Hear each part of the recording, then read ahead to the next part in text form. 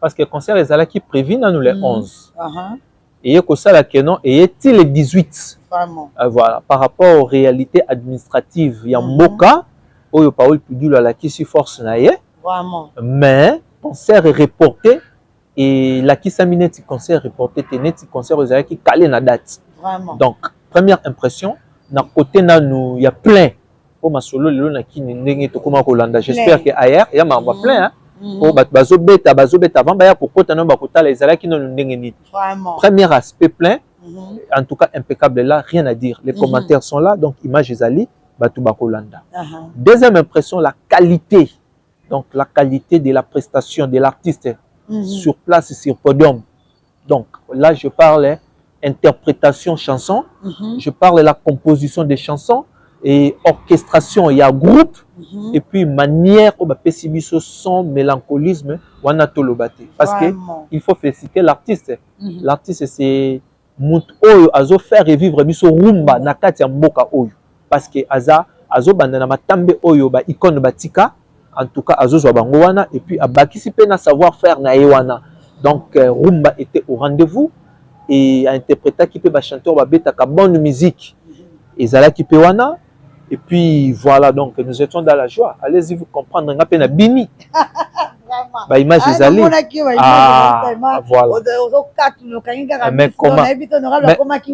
Mais place vous ezali, en tout cas tu peux pas te retenir. Vraiment. Allez-y comprendre. Abonnez-vous à ETAF TV. Dans notre chaîne ETAF TV. Abonnez-vous. Come everyone to ETAF TV. Watch up. Salut à tous. Bonsoir. Bonne nuit na bana Angola, bonsoir na bana Paris, bonsoir na bana Kinshasa. Marlène Kayongo la bino babi ngala ya kaka soki makambo ça. Boyebi déjà Marlène Kayongo One Love. So il likambo za te ya kate. Obi aime les servantes na bino na kati ya ETAF TV. Premièrement, tous s'abonner massivement na ETAF TV obi chaîne ya actualité, chaîne où ils en temps réel. Et puis ça va traiter à Kitoko. Vraiment, vous s'abonner massivement. Et puis vous ratez l'occasion au terre pour une émission. Il y a très bonne qualité avec Vicky Poutou Image et Marlène Kayongo One Love. Les noms dans un essengo, il y a Koyambela Bino, Moutumoko spécial. Na kati ya chaîne na biso ebi ke belé boye bien na komo mais au monde na kaete bo bakazaka invisible azaka na poto to azaka na Kinshasa to azaka wapi. Mais là, ça n'a biso na Angola, beaucoup découvrir presque azalaka, beaucoup découvrir eloko nini ayeko sala awa et pourquoi tous en épé na poko ya lelo na émission na biso chez Marlène Kayongo One Love. Babi en direct ya ETAF TV. Liboso to kumisi nzambe po ende asani to kuta na lisusu malgré ba mbisika de lekete belé mais to monani na bokasi ya ba producteur na biso na bokasi ya ba nyos balina biso tozana bango déjà awa. Pour comprendre déjà Marlène Kayongo ndinga zolobela nani. Pourquoi pas na pesa na ba salutation na ngana bato balingaka Marlène Kayongo One Love o balingaka ngatu balingaka tellement trop abonné na biso ya ETAF TV et puis ba fanatique ya Marlène Kayongo One Love na bino. Yeyo mwasi ya pembe wale kaka bana bu mwana ya mama Suzana Mundadi malgré boyika ndenge za ka puis papa Jean Sindani. Babi ya sala eloko bien. Merci na Marco Makutima depuis Paris. Vraiment bamote belé merci na ba soutien na yo pourquoi pas les soutien na Fabrice Mawete le grand mécanicien na kati ya Lyon babie asala sala kitoko sinu mutu ke bongi Steve Kulumbimbi babie Stavon ngala benga pona portugais babi nzambe ya visa depuis quelque part azana biso malonga yo mzana problème visa ozana problème ya voyage dans Steve Kulumbimbi babi déjà makambo tout ok vraiment wana zongeli bino ndenge ezalaka na kota mino invité na ngai omona ye babezaki surprise na kati ya ETAF TV. Merci beaucoup Vicky pour ton image otielanga na invité na nga tokende nango et voilà on est là avec honorable Christian Ngoudi ndenge na yebisaki bino balobi honorable Christian Ngoudi le patron de la chaîne ETAF TV babi invité spécial invité surprise na biso ezandeye. Pour comprendre déjà dans la plateau, il n'y a pas vraiment lunettes. On a respect pour ça, ça la bon la Marlène quand on écran, plus dans aura kwanza. Azakani na kisasa mais à $. nga naliaka dollar et puis nazo na saison na kwanza et puis nazo na franc congolais ezalaka grâce na ye Marlin Kayango boss nazalaka wapi azalaka na poto Europe azalaka na États-Unis azalaka ndenge na Kinshasa ye aliaka dollar elala te honorable Christian Ngudi vraiment toza na ye na plateau na kati ya Angola mpo naza na Londres s'il vous plaît bayebi ke Marlin aza international mais naza na Luanda na honorable Christian Ngudi vraiment na opesa parole pesa la bien na bato bayebaka ete honorable Christian Ngudi yo se présenter te pour déjà bayebi yo bonsoir na yo bonne noite po toza na Angola bonne noite mana honorable Christian Ngudi voyage eleki ndenge nini en tout cas merci yambo ya nyonso na pesi mbote na ba téléspectateurs nyonso ba obalandaka biso na cadre ya ETAF TV na kanisi bandeko ya kini bipai wapi na uti président Abed Kinyama maître Foshalutu vient Lixé Musengi et na bosanité associé Blanchard Mutunangai B50 et Thierry Migler et voilà donc baza mingi donc Mama Dena ba petit donc Elmara sans oublier Sandra Mangolo voilà donc na bandi nanu Shakira liste za mulai voilà donc à tout seigneur tout honneur ndenge zalaka et puis toye en Angola en tout cas na mokuse voyage ezalaki kitoko malgré bino moko boyebi oyebi voyage oyo bato mingi ekomaki neti bakoya te neti mais grâce à producteur que je salue Paul Toudilou donc les chevaliers ndenge babenga ye donc alakisi donc makasi na ye en tout cas aza combattant grâce na ye nde sali que non donc tomonani na cadre ya concert ya Ibrator oyo asali Paul Toudilou plaisir donc qualité à concert soin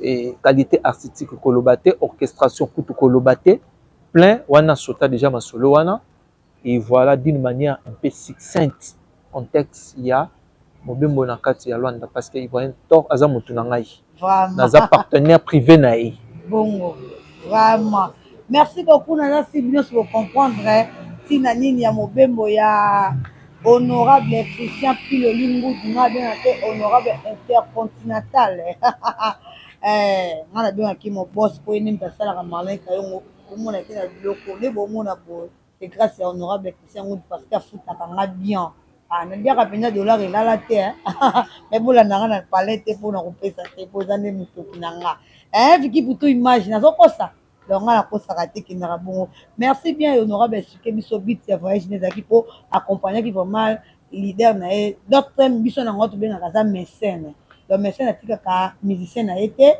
ayaki ya koaccompagne azwi visa et puis mamoki bomoni honorable première question soki par rapport ya concert po tozalaki na concert elekaki tellement bien tomonaki nyonso ozalaki joyeux impression na yo par rapport ya concert oyo elekaki le 18 koko expliquer bafanatique mpe babone na biso ya ETAF TV ekoki kozala nini ok merci pour la question wana ya impression ya concert parce que concert ezalaki prévu nanu le 11 eye kosala ke non eyeti le 18 voilà par rapport aux réalités administratives ya mboka oyo Paul Toudilou alakisi force na ye mais concert est reporté et lakisami neti concert reporté te neti concert ezalaki calé na date donc première impression na côté nanu ya plein po masolo lelo na kini ndenge tokoma kolanda j'espère que ailleurs ya mamba plein po bato bazobeta avant baya kokota no bakotala ezalaki nanu ndenge nini premier aspect plein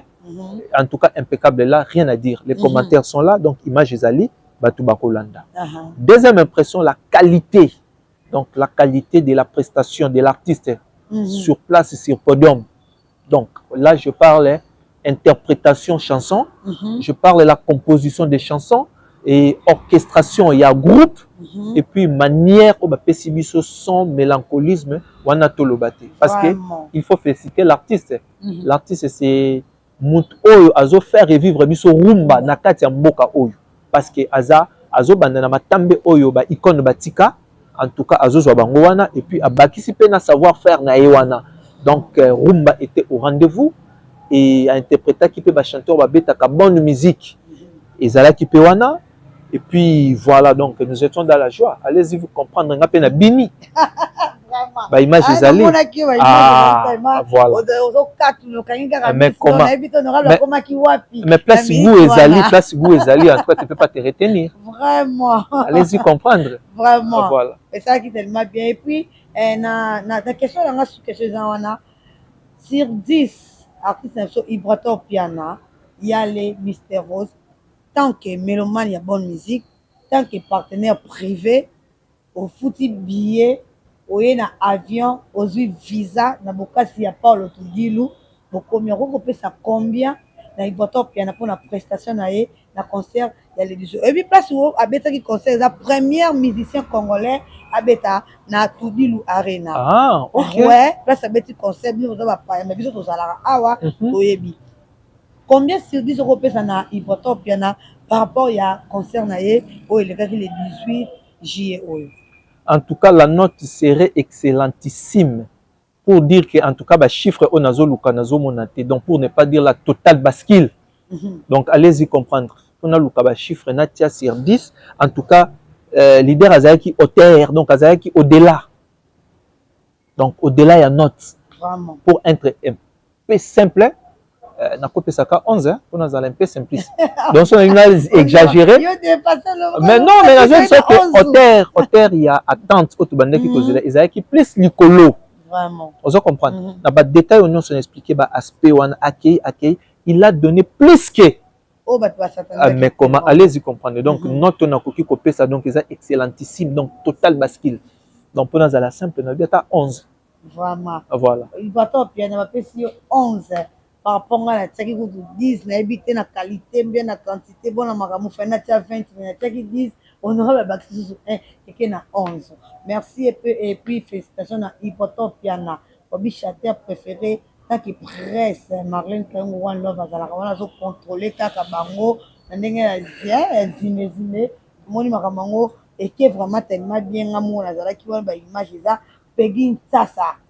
Peggy Tassa, Terminator, presque RDC, les ala qui wana au rendez-vous, et puis il y a ça qui nous sala qui toko, accompagné na Vicky pour tout image, à la Junior, tout ça qui vraiment na batebele, puis Gisé Yoko, à Zala qui pena biso, nous sala et qui bien. Et en gros, tout ça qui vraiment partenaire privé, il y a Ivoto Perdo, mais un peu kotuna. On se voit non, à rotuna, à rolobaka capo, à Azamutuna, mais bah, image et ça et vous ça la biso bien Vicky pour tout image bah c'est moi image moukia et ça la biso bien. Abonnez-vous notre chaîne ETAF TV.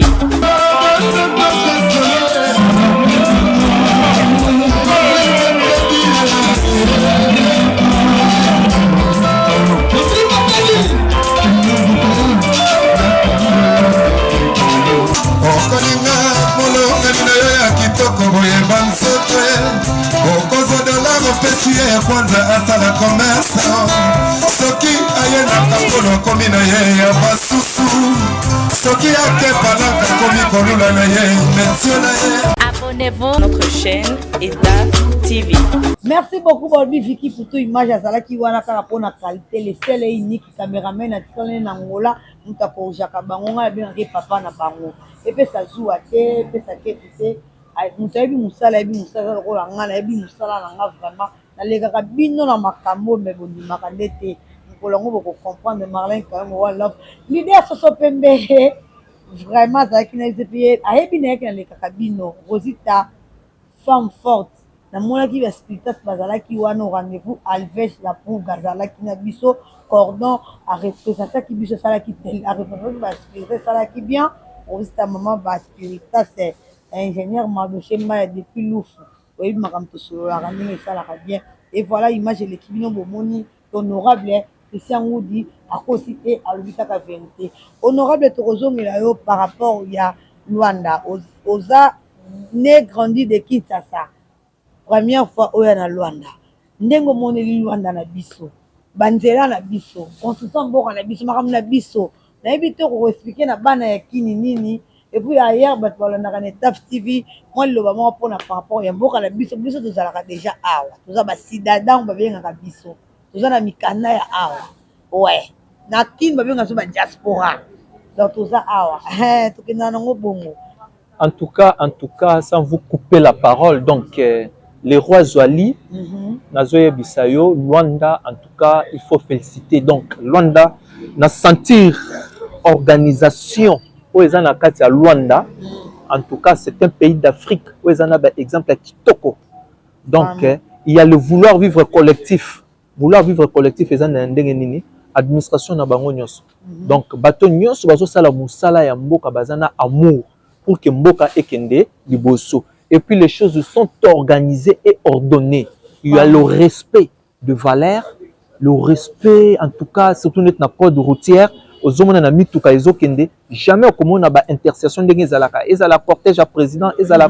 Donc tout le monde est censé respecter et les choses sont tellement et les gens sont disciplinés, laissez-moi vous dire. Donc de ce côté-là, vous sentez moi mbote ba opesa yo mbote et puis même na kati ya mutuka ozo sentir que non. Moi, collégialité, moi, collégialité, moi, le vouloir vivre collectif au rendez-vous. En tout cas, j'ai aimé. En tout cas, Luanda, Angola, un beau pays, un exemple à suivre pour les autres pays africains.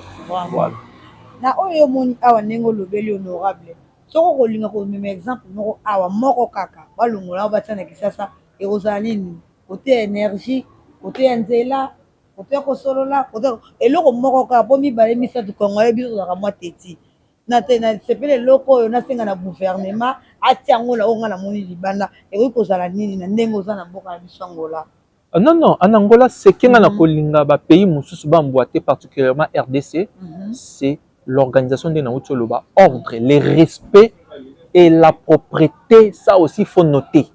Donc vous sentez les choses sont propres, et donc le respect des valeurs, le code routier surtout pour éviter les embouteillages. Côté énergie, non, non, énergie ça va. Donc le courant depuis que je suis là à l'hôtel, donc courant ESA, donc Natikal comme on a foot à couranter.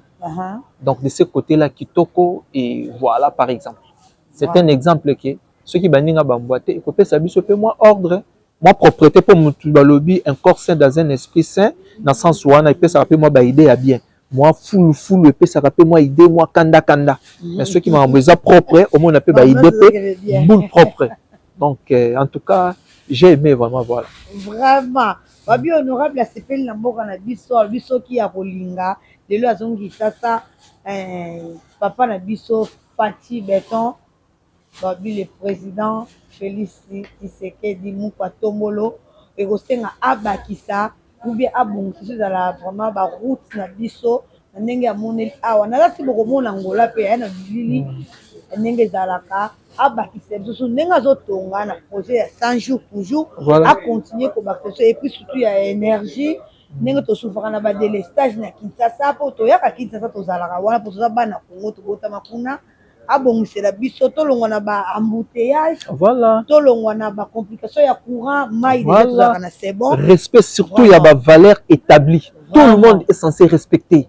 Donc ils ont quand j'étais esprit ne continue à battre nyonso voilà vraiment c'est pas bon yango wana tokoki kobakisa oyo honorable alobaki na ngambu ya lufu namoni déjà balobi experteur babi ye nini tasaki vraiment asoutenaki partisite na biso ivotopiana o orchestre ivotopiana bakóma na ngambu ya Angola babi experteur Magloire Bangi babi mutu apesanga passeport rouge na kati ya lufu entrée bima kota donc napesaka eloko te tant que vraiment reconnaître valeur ya artiste et puis ya journalisme ya chroniqueuse Marlène Kayongo Magloire Bangi experteur vraiment je te salue de loin depuis l'Angola babi rumé na musala babi aza na service ya DG mais ya immigration azosala musala comme il faut comme il fallait na ndenge esengelaka toza toujours na honorable Christian Ngudi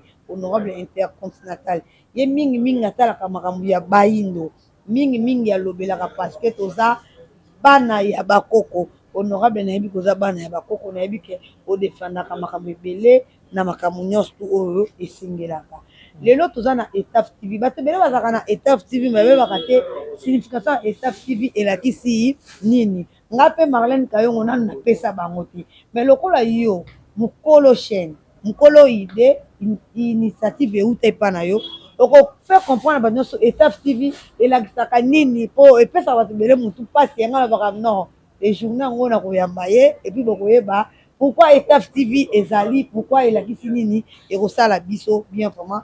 Ok, merci pour la parole. Le respect bien ordonné commence par soi. Donc il faut azala oyoye azali. Donc Etaf TV et c'est la combinaison des 4 forces de la nature. Donc E c'est l'eau, hein, en français mai yango mona e wana liboso. T oyoye kolanda la terre ma belé. A oyoye ils ont représenté R mupepe. Donc R en français mupepe na lingala. Et F yasuka ils a fait moto. Donc la combinaison de l'eau, terre, air et feu. Donc la combinaison des 4 forces de la nature de Esali Etaf TV. Alors, Toyaka na culture, Tobeta c'était na culture, pourquoi? Parce que la culture est la base identitaire de tout un peuple. Il faut azala ye. Donc, pour ce que tali nature, ozomona manga, musisa nae, ezan des forces nae. Akoki ko emprunter misisa batu misusu te et surtout ya bato ba coloniser biso. Donc, comment on déplace on a to combattre ba biloko mingi ezalaka étrangère pour eyaka na respect à ba valeur culturalité. Donc, la diversité culturelle les a respectées. Donc, on biso to na ko mizale pa na biso, force na biso eza ba koko na biso, ba icône na biso, ba ancêtre na biso. Raison pour laquelle il faut les valoriser, il faut être soi, sur base de soi, donc développer et l'okonao. Ndenge baloba, quelqu'un qui connaît d'où il vient, il saura où aller. Donc ma solo na yo, eza mupaya mutako bete la yote. Eza ba koko none ba koyebi so ke no tala ndenge tozalaka. Nde c'est pour cette raison donc on a pour défendre makambo eza ya biso. Voilà donc. En quelques lignes, vous avez compris. Voilà. Si babone na biso sali bango bien pour bengara Etaf TV. Ngala yebi Vicky Poutou ayebi leader Soso ayebi Soso Pembe. Ah ouais, les leaders je les salue aussi en passant les grands leaders na kati Angola. Leader Soso Pembe. Quand tu aux années à la plateau ya Etaf TV. Ah OK. Européen ça yeba mbote na compte na ngai. Kala nazana mabele na à tout seigneur tout honneur. Ya yembote yangwana. Eza bongo babi wana ndeko ya mama de makola. Ah, allez-y comprendre. Makola babi et ça la bien mère ba petit. Vraiment elle mara wana mbote uti pa nanga. Awa tozo chiter na biso tozo siliza po tozo ta mingi te babi makambo ça les ebele. Honorable Christian Ngoundi. Etaf TV oza patron nango. Mais Etaf TV apparemment on a battu na ranga. OK. Pour naza cordon ya awa ndenge ya ngola ou la gérante biso tozo gérer chaîne na Vicky Poutou image na bato mosusu bandeko tosala na bango. Pourquoi Etaf TV esalaka ka choix ya kotiaka million à part ma mosusu ya politique oui totiaka mais na ba musicien na culture côté musique musicalement tozalaka na Ibrator Piana. Ba biloko ya ba musicien mosusu lelo aye azongi ezalaka te na Etaf TV. Etaf TV caméra nango ensemble Vicky Poutou Marin ka bakoyaka te pas événement. Il y a des musiciens qui sont mélomane, des musiciens qui sont basés à pourquoi la choix wana osalo lingaka Ibrator Piana makameno toute activité pour venir au monde accompagner peli tout ça que mécène toi c'est pas musicien mais la chaîne na yo beaucoup plus ezalaka Ibrator Piana moi la question pour na ko chiter kaka pour na ko pesa réponse ba mélomane tout et puis ba abonné au ba tunaka biso makambo wana ba meka pe ko comprendre pas nkolo chaîne na biso mon patron ya Etaf TV yeyo. Non, merci pour la question Anna et puis il faut tout éclairer bateau bazolanda biso. Il faut être honnête et être sincère. Nangina lobanini. Na ba jargon na bino ba musical bolobaka église au milieu du village. Il faut to longola eloko wana milieu du village ezalaka te. Ndenge tozabo chaque personne azana équipe oya pumisaka.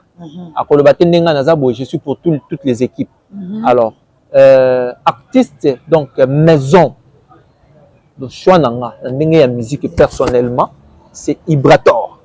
Donc aza et anda donc et pas naye nazana ba protocole mingi te ayebi ki wana mutu nanga nga nayebi ki mutu naye donc c'est pas pour cette raison naza partenaire naye donc aza déjà ya ndako elingi koloba te ke batu misusu tozwaka te bon wana eza constat batu basali mais ceux qui botali okomona émission ya leader Soso Pembe eza na kati wana eza na émission ya batu misusu pe oyo côté bokindaka.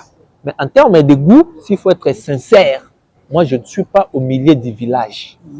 Donc mon choix, na lingaka Ibrator, na lingaka musique naye et socialement tout ça la naye. Donc et pas naye nazana ba protocole à kosala te pa na ye ezandap yep ayebi Etaf TV ezandap. Donc pour être clair c'est un peu ça, mais cela n'empêche pas que batu misusu so ki neti événement ezali et voilà donc d'une manière principale. Non konyonga dans quel sens? Non wana bazokani il faut koya ndenge nyozo définir cadre no ya masolo bino batu bozaba na bino kutu baya bokutana na bango. Nga personnellement na zone on appelle ceux qui mutabenga et qui azolinga soutien na biso comme pas na mais to ko solo là mais à cause jalousie vibratoire té on doit comprendre à cause jalousie vibratoire té pour vibratoire ezanda kunaye donc et pas vibratoire biso là to comme akuna tozana ba protocole teza ya biso ndako oyo pe ezanda kunaye.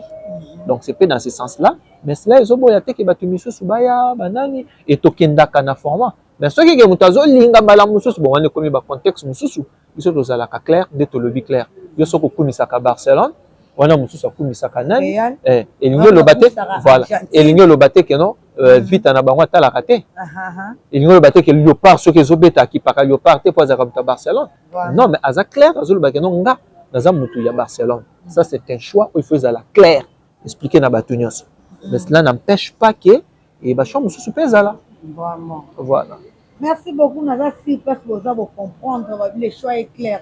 Papa bazalaka mibalete na famille papa leki azali papa pumu azali mais papa azalaka kaka moko nga alobaka ngo vraiment papa azalaka moko epi mama azalaka moko mama leki aza mama leki mama kulutu aza mama kulutu donc wana lokwa naza na mama ekompeshe nga te natala mama leki mais mama leki agarde banjaki mama leki epuis mama kulutu azala na banjaki mama kulutu c'est un peu clair ndenge kana éclaircir mamondoka beloko tokozwa eta mingi te parce que aza na Luanda aza na makambo ebele ya kosala bapartenaire ebele bato baza makambo forme ezali nalingaki mingi nazwa ye mwa moke bocomprendre ke makambo yango mokolo makambo yango nde ye yo ide ute pa na ye mamosi ute pa na azalaka ne na poto ezalaka na Afrique mais babi un Africain qui se respecte honorable Christian Ngudi. Merci beaucoup vraiment l'invitation de biso tant que boss. En tout cas, on a remercier bino na honneur au bosali biso donc tobeta masolo na kati ya Luanda na yango d'invitation za moya suka na kokipe ko conclure avec votre autorisation. Non moi suka pelo ko zwanga avant na moi suka nga vraiment dédicace la katana nga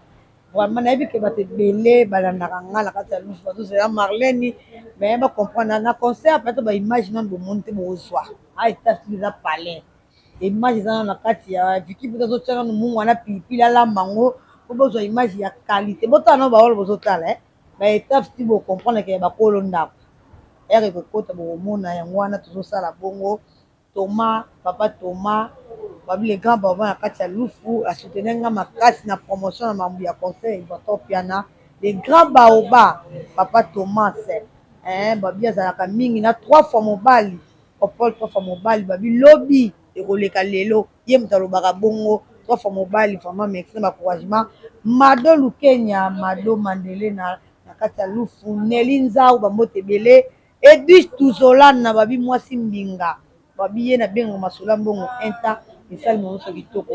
Merci beaucoup. Un mot de la fin on peut pas honorable pour aza pe na ba relation aza na bato bayambi na Luanda aza na bato pe ya lingaka et pas na bato ya kuta ya sali ba relation ça tellement bien amoni viki pour tout réalisateur na ye oya mona kaka na sima caméra ba mona ni boye bon jo ezaki tellement ebele et ça li bien a ko koloba devant caméra et ça la bien. OK, merci pour la parole. En tout cas, je pense que c'est par ici que tokochité na remercie on personnellement honneur au yambinga na kati ya mabele na yo et puis peut une opportunité na s'adresser au grand public pour na koka ko expliquer Etaf TV ndenge bato balingaka bayeba yango et puis de deux na remercier bato bayambinga kitoko na kati ya mabele ya Luanda. Je commence par le producteur Paolo Tudilu et Yannick Mavungu et ba base na biso cellulaire na bosani binoté maman Adeba Debayor na bosanité et donc la team contre-maître de Luanda na bosani bino nyonsoté. Et puis voilà donc Nakatiakin est déjà dans Lobaki, toute la base.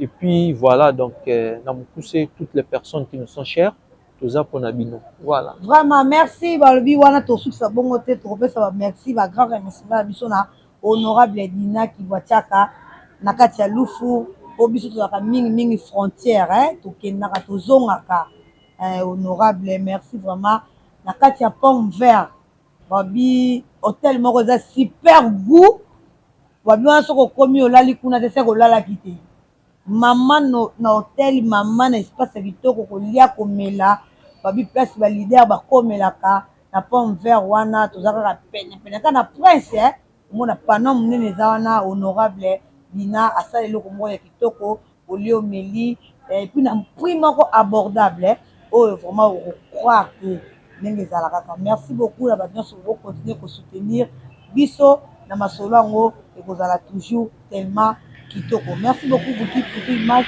toshika ekomi na suka epuis babone nyonso bokosabone bosabone massivement bayebi ke production Ibwator aza nano na kati ya Lwanda oza na mposa okutana na leader osoutenir leader mona biso na Etaf TV okutana na Ibwator piana mpona publicité na yo mpona makambo nyonso tu ekosala tellement bien Paul Pilu aza wana na production toza nano awa na bino oyo boyokaki kuna ezalaki kaka elenge apesa bino ya moke epuis bokoyoka nde sikoyo chant oye akoyangisa bino chant Rossi Mabanza sala yango bien ndenge tosolaki esalaka bien mambo ya kabelo esala biso kitoko esala biso bien Laetitia Bokundu Laetitia Vikimuka alingako trop vraiment esali bien je reste phasé tozalaka bino ensemble babi bata poto tozoya ela babi bana poto babisola kopola ebimi te babisola parfois bien moto asalaka nga bien basonga bakado